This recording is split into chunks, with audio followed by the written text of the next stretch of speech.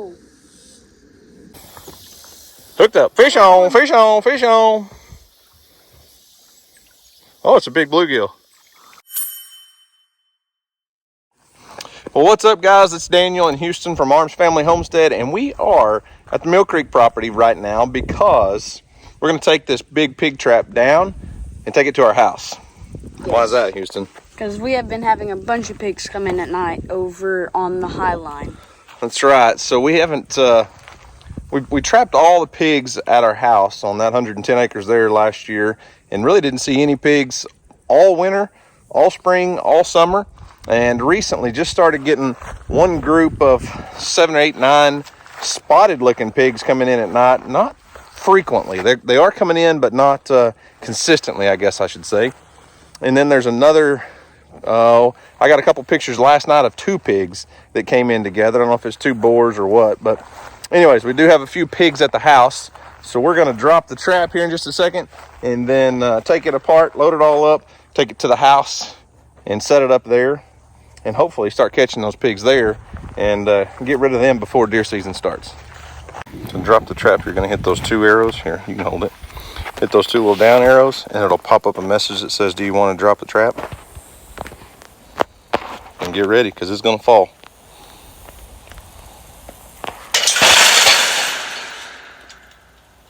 That's cool. Ta-da! Set it on the trailer. Along with the length of the trailer. Long ways.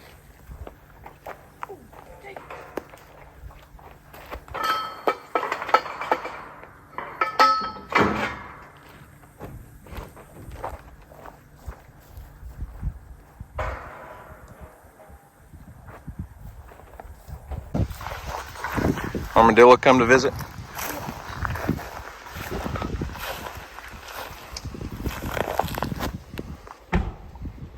What's up, little guy?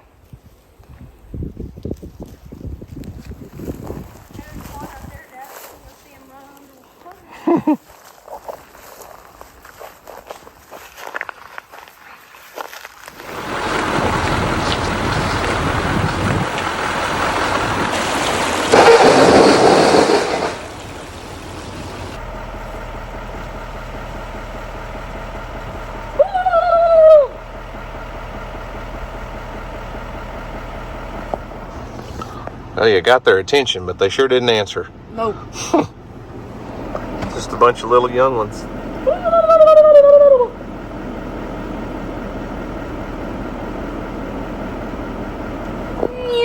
Those guys right there are part of the reason we want to trap these pigs out of here. You know, because they lay their nest, they build their nest and lay their eggs on the ground, and pigs will eat their eggs and destroy their nests and kill the hens and everything else. So yeah, it's got to get rid of the pigs.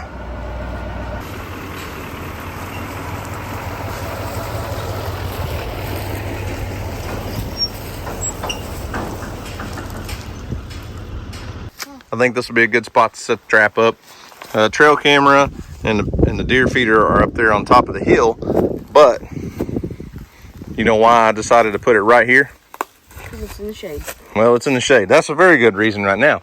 Actually, the main one reason is because there's plums right here, and there's plums, these little bitty native plums are falling on the ground, and that would be a good food source for those pigs because it's a sweet little fruit, right? That's probably what those turkeys were sitting here eating too. I try it. Well, you can try it. They're a little bitter. Oh, they're hard. Yeah, they're not soft. But there are quite a few on these. There's like 3 or 4 little trees right here.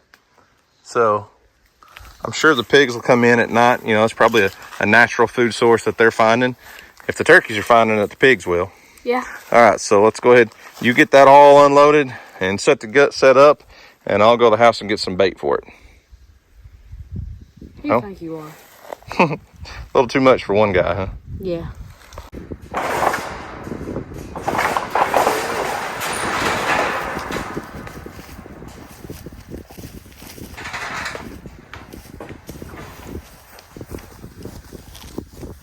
Speedy quick.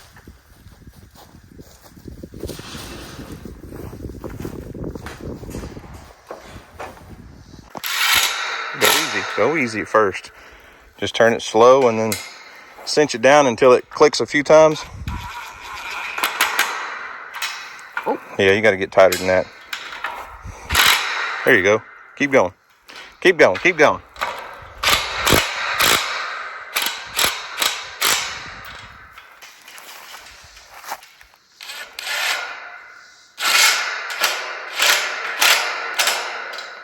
Get on it better. Cool.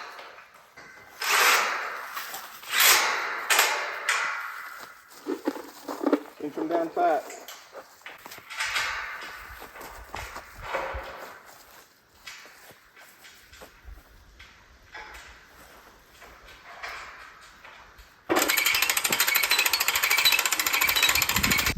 I'm gonna be so happy if we catch one tonight. Possible.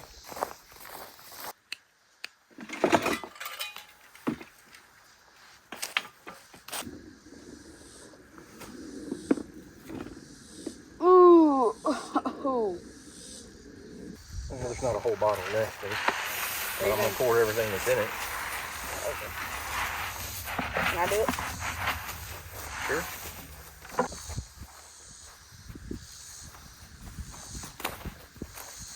Think pigs can smell that stuff?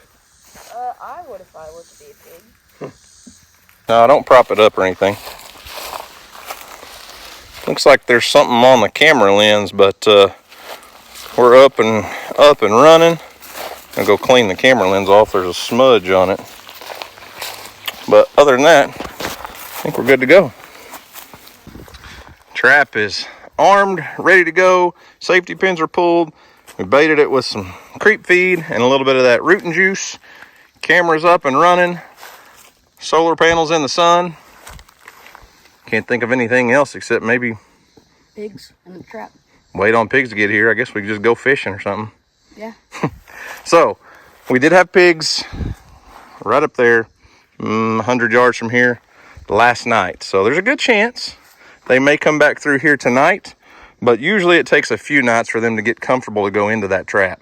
Because they're going to come through here and be like, man, what's that big weird thing in the way right there? Yeah. But with it being elevated off the ground about 3 feet, it doesn't take them long to get comfortable going in. So I mean, also too, like, I'm pretty sure we've had one time. I think one time we've had the pigs come in on the first night. I think it was one time. usually I sleep through the first night that the pigs come in. I don't wake up. Yeah. Well, it's part of it. Got to wake up when the phone goes off, or you're definitely not going to catch them. So, all right, we'll see you guys if we catch a pig. yeah. Well, change plans. We will get to the pig trapping, but I think we're going to run over to the pond and do a little bit of fishing. The weather's perfect, and we got a package. Actually, we got a couple packages in the mail, but one specifically, yeah, this turkey's on the wrong side of the fence. They don't have the biggest brain. They're not real smart. Anyways, got a couple packages in the mail we want to show you guys, and special little short fishing video while we wait for the pigs to show up. So like I said, we're gonna do something a little bit different. Little small fishing video for you with a micro rod. So cameraman Ron called me the other day and said, man, I found the smallest little micro rod you ever seen. And he did a whole video on it, and then he sent it to Houston and said, I bet you've never fished with a micro rod this small. And then we have... Well, guess what, cameraman Ron? We already did a fishing video. We already have a video with these little things. Matter of fact, we have 2 of these. But we're going to go ahead and do the video. Just drop it in the middle of this pig trapping video. And then we will be sending it on to another creator to see what they can catch on the micro rod. I'm going to see if Houston can catch a bass today, because he also got another package in the mail from a fan. And I'm going to let him read the note real quick. Please. Just pull the note out. You're going to make me read it. Yeah. Why? Because it's to you, that's why. What if it was to you, but it just says my name? It's to you. It's all about you. Houston, when I was watching your video, I saw you lost your stringer. I wanted to send you mine. I love watching your videos because you always catch monster fish. Keep fishing. Rowan Campbell in Raymond, Mississippi. Good choice of fishing with the Whopper Plopper. He also sent you a stringer and a lure. Yeah. And we're going to use that lure today. I think you can catch a bass on that in the pond today. Right here. Oh, hang on. Wait a minute. Let's see. It's even yellow. It's the same stringer you lost with fish on it right out here in the pond. Yeah. Okay. He said he's caught some monsters on this. And yeah, because it's an H&H spinnerbait, man, that's what everybody grew up fishing with in the 80s and 90s. And we're going to tie this on. It's kind of big for that little micro rod, but we're going to see if Houston can catch a bass on it. Yeah. Flip it over here. I mean, I'm pretty sure the hook weighs more than this. Yeah, your lure's a little heavy for your rig, but it's all for fun, right? Yeah. All right, don't go getting hung up in the brush pile now. Holy crap. Dude, it's gonna take you 5 minutes to reel that back in. You just cast it plumb to the bank. I didn't realize that it could do that much. Hey, look, while the pond's really low, look at those two sticks that are sticking up out of the water.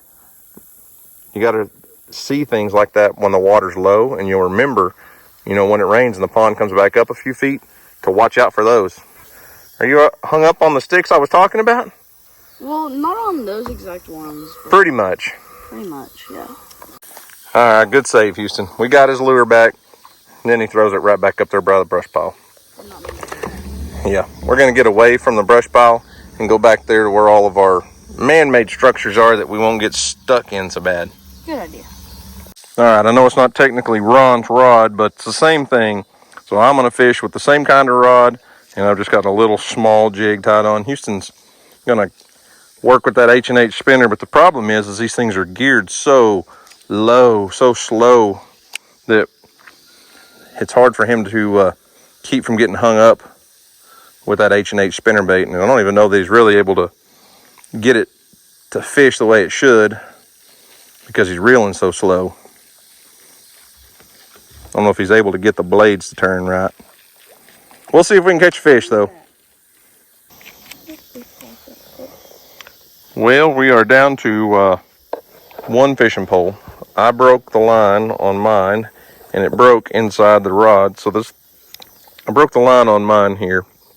I got hung up, and there's just no way to thread the line on here without the little cable tool that they sent. And I ran off and left that at the house. I didn't even think about it. We were in a hurry, all the things. And you cannot thread the line. It's almost like a gun barrel. I can't even line it up to show you guys. There's such a small hole, and you cannot run this little bitty light line through that tube without their little tool. So it's all on you, buddy. You're the fisherman here, right? I guess so. You are today, because I'm not going back to the house to get that little tool right now. And Houston's taking the H&H spinner off and putting on a little crappie jig. Caught a fish? Not quite. Here's the thing. We could go to the pond and catch some teeny tiny little, we could go to the creek and catch some teeny tiny little fish on these things, no problem at all. But what fun is that? I thought it'd be more fun to come over here and catch like a 1 pound bass on that tiny little micro rod. Even though it breaks whenever you pull it apart. It's pretty light line. Yeah, it's pretty light.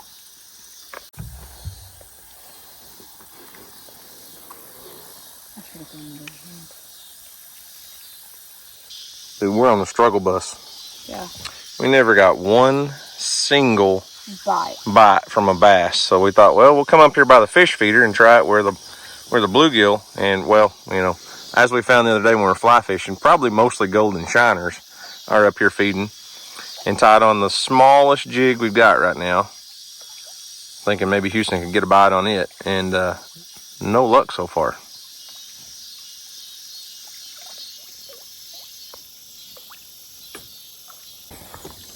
Hooked up. Fish on, fish on, fish on. Oh, it's a big bluegill. I thought it was going to be a golden shiner. Hey, you're going to have to be careful boat flipping that guy. Should I? Just reach down and easily pick it up. Get him in here. It's our only fish of the day.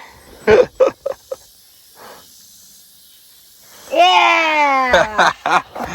Hey, that'll work.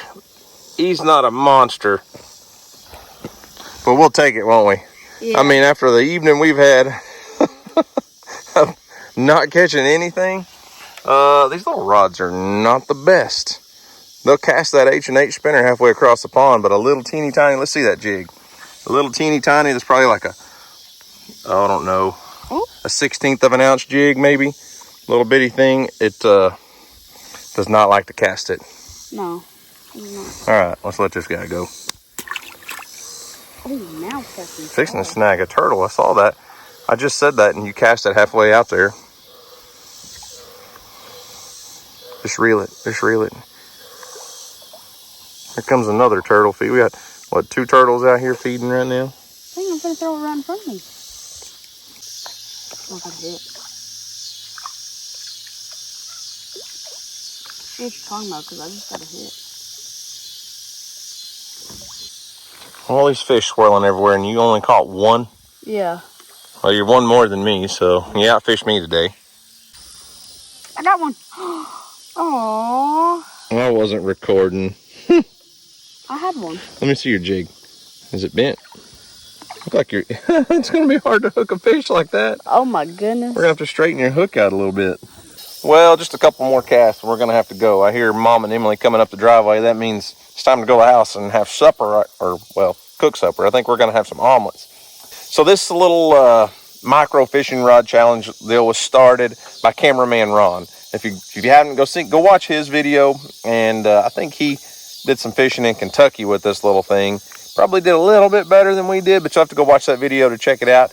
But we're going to send this thing on down the line, and I'm not sure, we may actually send 2 just to make the collab more gooder, I guess. But we're going to send it to Jared from outside the levees. So, maybe a week or 2, but be sure to go check Jared's channel and watch for a video with the Proficiency micro rods, and I'll have to dig out the little cable to get this restrung back up because it is important. But only 1 fish was caught today. However, Houston and I have done a micro fishing challenge with these rods of our own in the past, and I'm pretty sure we caught more than 1 fish. So we didn't quite fail today, but we just didn't do as good as we hoped. But we're going to do some pig trapping, so hopefully the pigs show up tonight.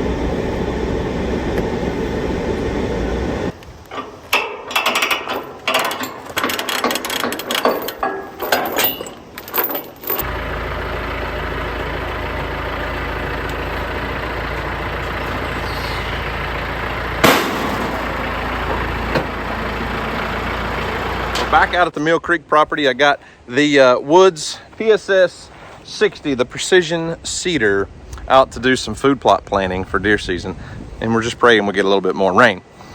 Today we're going to be pulling this Woods cedar with the TYM T574. I have not pulled this cedar with this 574 tractor yet. Kind of did all the planning at my house with the other tractor that was open cab. This is a little lower horsepower tractor, but really that's just a cheap way of saying it's 95 degrees today and I want to work in the AC. So we brought the cab tractor over and going to do some planting, some food plots out in front of where Houston and I have our big deer blind set up, and maybe a few other places. I'm not really sure where all we're going to plant today, but the goal is to get as much food in the ground growing for the wildlife. There's not a lot of food plots, not any agricultural planting around this area for miles. It's all native grass. There is a lot of cattle, but really no agriculture crops growing. So all the food that the wildlife are eating is just native browse and whatever corn or something somebody puts out that may be hunting nearby, you know. But mostly going to be planting just a regular old pasture mix that, you know, I bought at our local feed store, that wheat and rye. I think it's like 84% wheat, 14% rye, something like that. And I've got one bag of green cover seed. It's a different variety than I planted at my house. This is a brassica mix. Might as well just show it to you, right? Like I said, they are not a sponsor by any means, but this website, the place where I bought a bunch of my seed this year, greencover.com, their brassica plus mix. It's a small seed mix. So I'm going to be planting it in this legume and small seed box where a lot of clovers and things would go.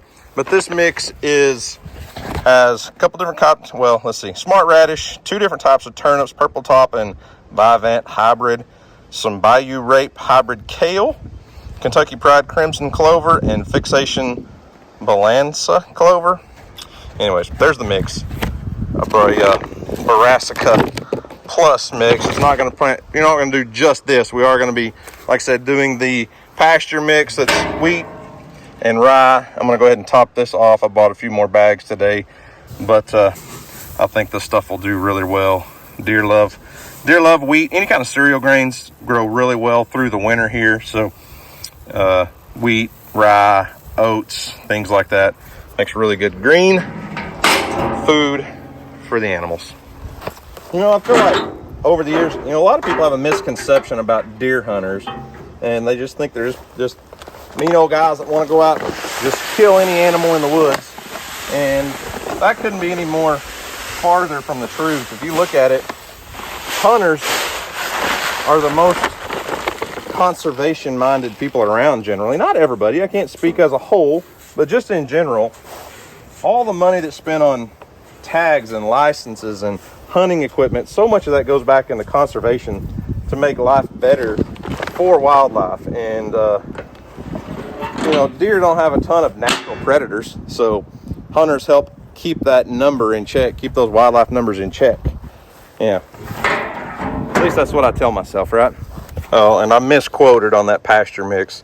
It is 86% wheat, 10% rye, and then, you know, obviously there's going to be some weed seeds and things in there.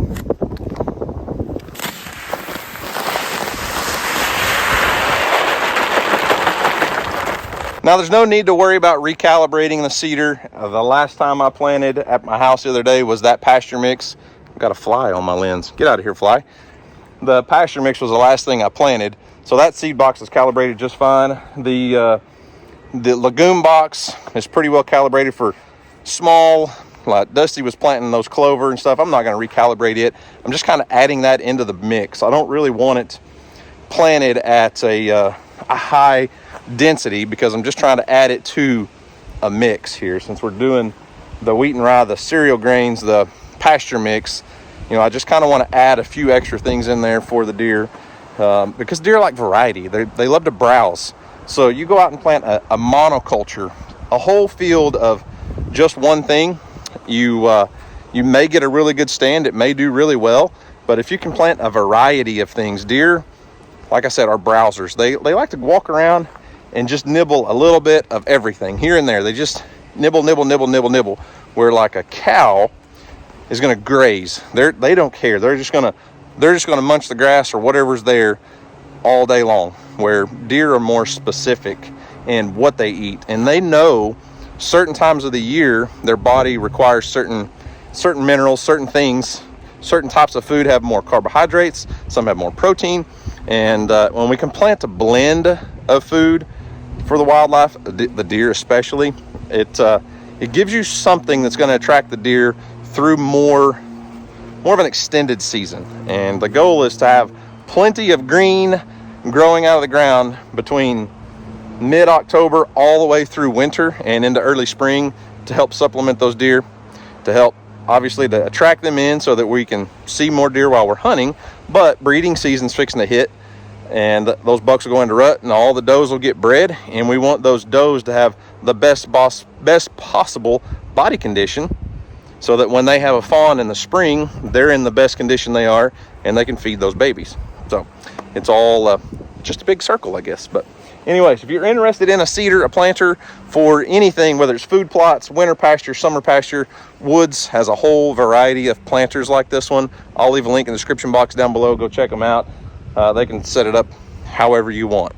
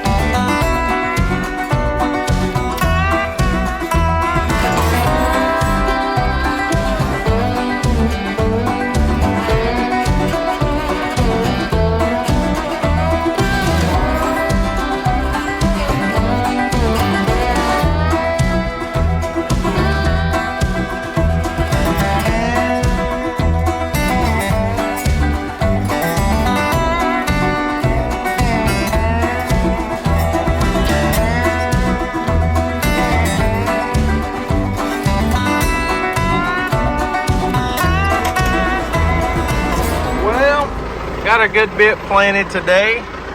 I would say probably 2.5 acres of food plot seed put out, and this soil around here is totally different than what I'm used to at my house.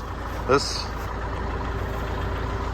soil here is all sand. I mean, all sand and a few big rocks. You see these big sandy spots? The gophers love this soil. There were gopher mounds everywhere, but the precision seeder did a great job planting everything. I think it handled it pretty well. It hit a few rocks, but nothing too bad. I don't think we damaged anything. Oh, look, there's armadillo. Squirrel. What are you doing, buddy? Huh? Looking for something to eat? You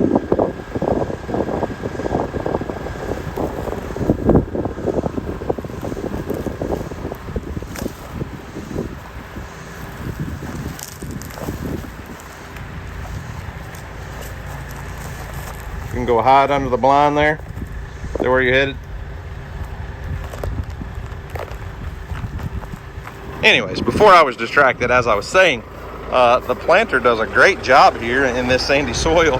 This is like the perfect seed bed. I know all of it doesn't look like that, and I didn't want to kill all the native grass, so I didn't do as aggressive of a disc setup. But this is a perfect example of what the soil is like over here. It's just all sand. So it's going to take some good moisture to really get this to grow, but if we can get a few rains on it, I think it'll be really good. So I know this video has been all over the place, but it's actually been about 2 weeks since Houston and I moved the pig trap. Those pigs were coming in at the house consistently, not every night, but just about every night. And they were in multiple areas. So we moved the trap thinking we'll catch pigs in a couple days, and it just didn't happen. They have gone under the radar, have disappeared. I haven't seen a picture on trail camera of a wild hog in, well, over a week, probably 10 days. So they'll come back eventually, but I'm not going to keep holding on to the footage. You know, it just, they don't show up, they don't show up. It just is what it is. And, you know, the micro fishing challenge at the pond, ooh, didn't go so great. You know, maybe Captain Ron beat us on that one, but we are sending that micro fishing rod, maybe 2 of them. I may go ahead and send 2 of them to Jared Serenay over at Outside the Levee. So be sure to go check out his channel. Keep an eye on that. I have no idea when he'll post, you know, his video in this little mini series or collaboration that we're calling it, as far as the micro fishing stuff goes. Houston and I have done a lot of that over the years. You know that. And then food plot season is still here. I'm trying to get as much in the ground, as much seed in the ground as I can over the next week or so.